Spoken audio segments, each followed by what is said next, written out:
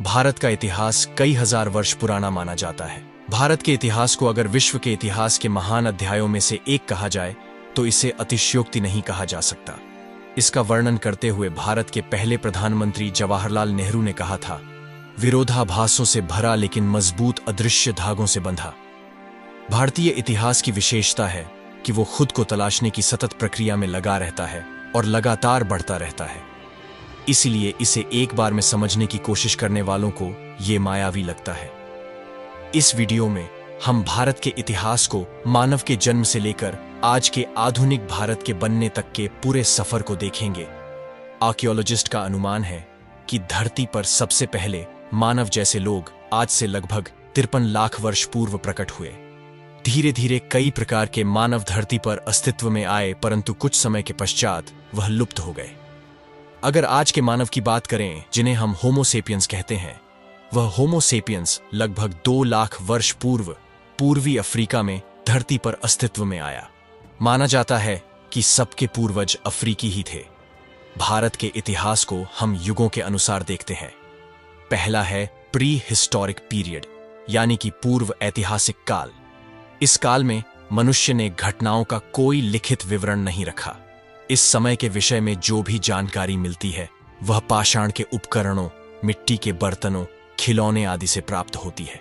Stone age यानी कि पाषाण युग इतिहास का वह काल है जब मानव का जीवन पत्थरों पर अत्यधिक निर्भर था, जैसे पत्थरों से शिकार करना, पत्थरों की गुफाओं में शरण लेना, पत्थरों से आग पैदा करना। पाषाण युग 5 लाख से 2 लाख साल पहले शुरू हुआ था। इस समय के मनुष्यों का जीवन पूर्ण रूप से शिकार पर निर्भर था और तमिलनाडु में हाल ही में हुई खोजों में इस क्षेत्र में सबसे पहले मानव की उपस्थिति का पता चलता है। देश के उत्तर पश्चिमी हिस्से से 2 लाख साल पहले के मानव द्वारा बनाए हथियार भी खोजे गए हैं। इसके 3 चरण माने जाते हैं: पुरा पाषाण काल, मध्य पाषाण काल एवं नव पाषाण काल, जो मानव इतिहास के आरंभ से लेकर कांस्य युग तक फैला हुआ है। अभी तक भारत में पुरा पाषाण कालीन मनुष्य के अवशेष कहीं से भी नहीं मिल पाए हैं। जो कुछ भी अवशेष के रूप में मिला है वह है उस समय प्रयोग में लाए जाने वाले पत्थर के उपकरण। अभी हाल में महाराष्ट्र के बोरी नामक स्थान खुदाई में मिले अवशेषों से ऐसा अनुमान लगाया जा रहा है कि इस पृथ्वी पर मनुष्य की उपस्थिति लगभग 14 लाख वर्ष पुरानी है। मध्य प्रदेश के भोपाल नगर के पास भीमबेटका में मिली पर्वत गुफाएं एवं शैलाश्रय भी महत्वपूर्ण हैं। यहाँ आदि मानव द्वारा बनाए गए शैल चित्र है। इन चित्रों को पुरा पाषाण काल से मध्य पाषाण काल के समय का माना जाता है। ये भारत में मानव जीवन के प्राचीनतम चिन्ह हैं। ऐसा माना जाता है कि यह स्थान महाभारत के चरित्र भीम से संबंधित है एवं इसी से इसका नाम भीमबेटका पड़ा। भारत में मानव जीवन का प्राचीनतम प्रमाण 1 लाख से 80,000 वर्ष पूर्व का है। माना जाता है 75,000 साल पहले आधुनिक मनुष्य या होमो सेपियंस अफ्रीका से विश्व के अनेक हिस्सों में बसना प्रारंभ किया और उसी समय ये भारतीय उपमहाद्वीप में पहुंचे थे, जहां वे पहले विकसित हुए थे। इसके बाद आया कांस्य युग, ब्रॉन्ज एज उस काल को कहते हैं जिसमें मनुष्य ने तांबे और रांगे की मिश्र धातु का उपयोग किया। इतिहास के ग्राफ पर देखा जाए तो यह समय ताम्र युग और लौह युग के बीच का था। कांस्य युग की सबसे खास बात यह थी कि इस युग में मनुष्य ने शहरी सभ्यताओं में बसना शुरू कर दिया था और दुनिया भर में पौराणिक सभ्यताओं का विकास हुआ। इस युग के लोगों ने धातु विज्ञान और हस्तशिल्प में नई तकनीक विकसित की और तांबा, पीतल, सीसा और टिन का उत्पादन किया। भारतीय उपमहाद्वीप में कांस्य युग की शुरुआत लगभग 3300 ईसा पूर्व सिंधु घाटी सभ्यता के साथ हुई थी, जिसका सबसे आधुनिक बसा शहर हड़प्पा उस जमाने की उत्कृष्ट कला का एक बेहतरीन नमूना है। प्राचीन भारत का एक ऐतिहासिक हिस्सा होने के अलावा यह मेसोपोटामिया और प्राचीन मिस्र के साथ साथ विश्व की शुरुआती सभ्यताओं में से एक है। यह कहना अतिशयोक्ति नहीं होगा कि कांस्य युग में सिंधु घाटी सभ्यता एक विकसित सभ्यता थी।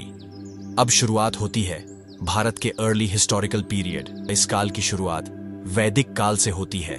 प्राचीन भारत के इतिहास में वैदिक सभ्यता सबसे प्रारंभिक सभ्यता है, जिसका संबंध आर्यों के आगमन से है। माना जाता है कि आर्यों का एक वर्ग भारतीय उपमहाद्वीप की सीमाओं पर 2000 ईसा पूर्व के आसपास पहुंचा, लेकिन आर्यों के भारत में आने का न तो कोई पुरातत्व उत्खननों पर आधारित प्रमाण मिला है और न ही DNA अनुसंधानों से कोई प्रमाण मिला है। इसीलिए आधुनिक विद्वान यह मानने लगे हैं कि वैदिक सभ्यता भारत में ही शुरू हुई थी और आर्य भारतीय मूल के ही थे। आर्य लोग खानाबदोश गडेरियों की भांति अपने जंगली परिवारों और पशुओं को लिए इधर से उधर भटकते रहते थे। इन लोगों ने पत्थर के नुकीले हथियारों से काम लेना सीखा। इसी समय कृषि का आविष्कार हुआ। आर्य ही संसार में सबसे प्रथम कृषक थे। आर्यों की भाषा संस्कृत थी और धर्म वैदिक धर्म या सनातन धर्म के नाम से प्रसिद्ध था। बाद में विदेशी आक्रांताओं द्वारा इस धर्म का नाम हिंदू पड़ा। इस काल की जानकारी हमें मुख्यतः वेदों से प्राप्त होती है, जिसमें ऋग्वेद सर्वप्राचीन होने के कारण सर्वाधिक महत्वपूर्ण है। संस्कृत उनके द्वारा बोली जाने वाली सबसे प्राचीन भाषाओं में से एक थी। आर्य मुख्यतः उत्तरी भारत के मैदानी इलाकों में रहते थे। इस कारण आर्य सभ्यता का केंद्र मुख्यतः उत्तरी भारत था। यही वह समय था जब महावीर और बुद्ध का आगमन हुआ। उपमहाद्वीप में वैदिक काल लगभग 1500 से 500 ईसा पूर्व तक रहा। वैदिक काल के अंत में 700 से 500 ईसा पूर्व में महानगरों और बड़े राज्यों यानी महाजनपद का उदय हुआ। महा शब्द का अर्थ है महान और जनपद का अर्थ है किसी जनजाति का आधार। वैदिक युग के अंत में पूरे उपमहाद्वीप में कई छोटे राजवंश और राज्य पनपने लगे थे। ये सभी महाजनपद आज के उत्तरी अफगानिस्तान से बिहार तक और हिंदू कुश से गोदावरी नदी तक में फैला हुआ था। उस समय संपूर्ण भारत में एक ही मुद्रा प्रचलित थी। इससे उस युग में भारत के एकता की साफ झलक दिखाई देती है। 500 ईसा पूर्व तक 16 गणराज्य या कहें कि महाजनपद स्थापित हो चुके थे, जैसे काशी, कौशल, अंग, मगध, वज्जी या व्रजी, मल्ला, छेड़ी, वत्स, कुरु, पंचाला, मत्स्य, सुरसैन, अश्मक, अवंती, गांधार और कंबोज। वहीं इनमें सत्ता के लिए संघर्ष चलता रहता था। करीब 520 ईसा पूर्व में उपमहाद्वीप में फारसी और यूनानियों के आने की शुरुआत होती है। फारसी साम्राज्य के राजा पश्चिमी एशिया तथा मध्य एशिया की ओर बढ़ रहे थे। 558 ईसा पूर्व से 530 ईसा पूर्व में इन्होंने हिंदू कुश के दक्षिण के रजवाड़ों को अपने अधीन कर लिया, जो कि वर्तमान में पाकिस्तान और अफगानिस्तान है। इनके बाद 326 ईसा पूर्व में मकदूनिया का राजा सिकंदर अफगानिस्तान होते हुए पश्चिमोत्तर भारत पहुंच गया। सिकंदर के भारत आने के बारे में कोई भारतीय स्रोत उपलब्ध नहीं है। सिकंदर के विजय अभियान की बात केवल यूनानी तथा रोमन स्रोतों में उपलब्ध है। सिकंदर का सामना राजा पोरस से होता है। सिकंदर और पोरस का युद्ध झेलम नदी के तट पर हुआ, जो हाइडेस्पीच का युद्ध कहलाता है। इसके बाद आता है मौर्य साम्राज्य। 322 ईसा पूर्व से 185 ईसा पूर्व में चंद्रगुप्त मौर्य द्वारा स्थापित इस साम्राज्य के तहत पूरा उत्तर भारत था। यह प्राचीन भारत के भौगोलिक रूप से व्यापक एवं राजनीतिक और सैन्य मामले में बहुत शक्तिशाली राज्य था। सम्राट अशोक इस काल का एक महत्वपूर्ण राजा था, जिसका साम्राज्य अफगानिस्तान से मणिपुर तक और तक्षशिला से कर्नाटक तक फैल गया था, पर वो संपूर्ण दक्षिण तक नहीं जा सका। मौर्यों के पतन के बाद शुंग राजवंश ने सत्ता संभाली। शुंगों ने 187 ईसा पूर्व से 75 ईसा पूर्व तक शासन किया। 180 ईस्वी के आरंभ से मध्य एशिया से कई आक्रमण हुए, जिनके परिणाम स्वरूप उत्तरी भारतीय उपमहाद्वीप में Indo Greek, Indo Scythian, Indo Parthian और अंततः कुषाण राजवंश स्थापित हुए।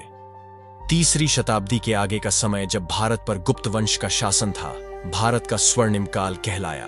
व्यापार के लिए मध्य एशिया खुला, सोने के सिक्कों का चलन और साका युग का प्रारंभ हुआ। कनिष्क इस वंश का सबसे प्रतापी राजा था। कनिष्क ने 78 ईस्वी से 101 ईस्वी तक राज किया। 65 ईसा पूर्व से 250 ईस्वी का समय, इस काल में दक्षिण भाग पर चोल, चेर और पांड्या का शासन रहा और इसी समय में अजंता एलोरा गुफाओं का निर्माण हुआ। संगम साहित्य और भारत में ईसाई धर्म का आगमन हुआ। इसके बाद आया गुप्त साम्राज्य 320 ईस्वी से 520 ईस्वी। इस काल में चंद्रगुप्त प्रथम ने गुप्त साम्राज्य की स्थापना की। उत्तर भारत में शास्त्रीय युग का आगमन हुआ। समुद्रगुप्त ने अपने राजवंश का विस्तार किया। 500 ईस्वी से 606 ईस्वी का समय, इस युग में हूणों के उत्तर भारत में आने से मध्य एशिया और ईरान में पलायन देखा गया। उत्तर में कई राजवंशों के परस्पर युद्ध करने से बहुत से छोटे राज्यों का निर्माण हुआ।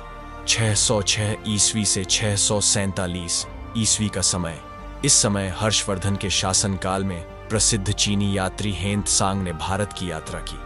हूणों के हमले से हर्षवर्धन का राज्य कई छोटे राज्यों में बंट गया। यह वह समय था जब डेक्कन और दक्षिण बहुत शक्तिशाली बन गए थे। दक्षिण राजवंश 500 ईस्वी से 750 ईस्वी।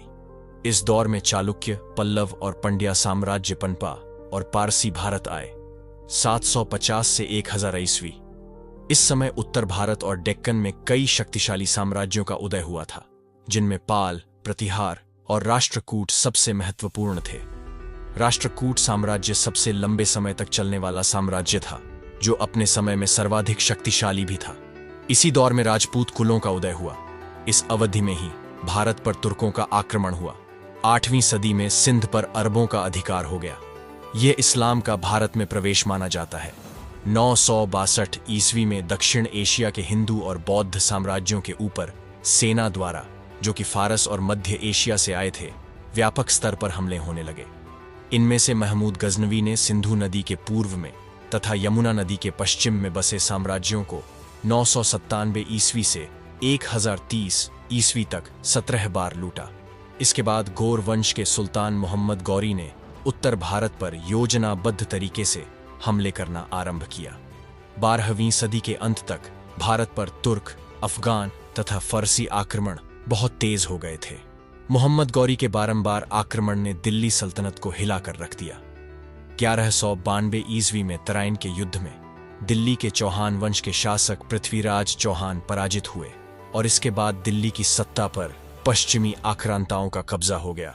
हालांकि मोहम्मद गौरी पृथ्वीराज को हराकर वापस लौट गया, पर उसके गुलामों ने दिल्ली की सत्ता पर राज किया और आगे यही दिल्ली सल्तनत की नींव साबित हुई। ये 5 वंश थे: गुलाम वंश, खिलजी वंश, तुगलक वंश, सैयद वंश तथा लोदी वंश। इनमें से पहले 4 वंश मूल रूप से तुर्क थे और आखिरी अफगान था। अब भारत में शुरुआत होती है मुगल वंश की। फरगाना वैलर, जो कि आज का उज्बेकिस्तान है, कि तैमूर और चंगेज खान के वंशज बाबर ने सन 1526 में खैबर दर्रे को पार किया और मुगल साम्राज्य की स्थापना की, जहां आज अफगानिस्तान, पाकिस्तान, भारत और बांग्लादेश है। बाबर ने दिल्ली के सुल्तानों में आखिरी सुल्तान इब्राहिम शाह लोदी को पानीपत के पहले युद्ध में हराया। बाबर के बाद मुगलों की कई पीढ़ियों ने भारत पर शासन किया। मुगल वंश अगले 300 वर्षों तक चला। सन 1600 तक मुगल वंश ने ज्यादातर भारतीय उपमहाद्वीप पर राज किया। इसी समय दक्षिण पूर्वी तट से पुर्तगाल का समुद्री व्यापार शुरू हो गया था। बाबर का पोता अकबर धार्मिक सहिष्णुता के लिए विख्यात हुआ। उसने हिंदुओं पर से जजिया कर हटा लिया। 1659 में औरंगजेब ने इसे फिर से लागू कर दिया। औरंगजेब ने कश्मीर में तथा अन्य स्थानों पर हिंदुओं को मुसलमान बनाया। उसी समय केंद्रीय और दक्षिण भारत में शिवाजी के नेतृत्व में मराठे शक्तिशाली हो रहे थे। कहा जा सकता है कि मुगल वंश के पतन का कारण मराठा ही थे। औरंगजेब ने दक्षिण की ओर ध्यान लगाया तो उत्तर में सिखों का उदय हो गया। औरंगजेब के मरते ही 1707 में मुगल साम्राज्य बिखर गया। उपनिवेश और ब्रिटिश राज की शुरुआत 17वीं शताब्दी के मध्यकाल में पुर्तगाल, डच, फ्रांस, ब्रिटेन सहित अनेकों यूरोपीय देशों, जो कि भारत से व्यापार करने के इच्छुक थे, उन्होंने देश में स्थापित शासित प्रदेश, जो कि आपस में युद्ध करने में व्यस्त थे, का लाभ प्राप्त किया। यूरोपीय देशों की आपसी लड़ाई में ब्रिटिशों ने पुर्तगाल, डच और फ्रांस को हरा दिया और 1840 ईस्वी तक लगभग संपूर्ण देश पर शासन करने में सफल हुए। 1857 से ही अंग्रेजों के विरुद्ध विरोध प्रदर्शन शुरू होने लगे थे। 1857 का विद्रोह भारतीय स्वतंत्रता के प्रथम संग्राम से जाना जाता है। के बाद भारत का अधिकांश भाग सीधे अंग्रेजी शासन के प्रशासनिक नियंत्रण में आ गया। 20वीं शताब्दी के प्रारंभ में अंग्रेजी शासन से स्वतंत्रता प्राप्ति के लिए संघर्ष चला। अंग्रेजों की फूट डालो और राज करो की नीति के कारण पिछले कुछ सालों में हिंदुओं और मुसलमानों के बीच धार्मिक तनाव बढ़ता गया। खासतौर पर पंजाब और पश्चिम बंगाल जैसे प्रांतों में महात्मा गांधी ने दोनों धार्मिक समुदायों से एकता बनाए रखने की भी अपील की। इस संघर्ष के परिणाम स्वरूप 15 अगस्त 1947 को भारत ने अंग्रेजी शासन से स्वतंत्रता प्राप्त की, मगर देश का विभाजन कर दिया गया। दोस्तों, दुनिया में कई सभ्यताओं जैसे ग्रीक, रोमन और मिस्र ने उदय और पतन देखा। भारतीय सभ्यता और संस्कृति इससे अछूती रही। इस देश पर एक के बाद एक कई आक्रमण हुए, कई साम्राज्य आए और अलग अलग हिस्सों पर शासन किया, लेकिन भारतवर्ष की अदम्य आत्मा पराजित नहीं हुई। आज भारत दुनिया के सबसे बड़े लोकतंत्र और सबसे जीवंत गणराज्य के तौर पर विश्व में देखा जाता है। यह एक उभरती हुई वैश्विक महाशक्ति और दक्षिण एशिया का एक प्रभावशाली देश है।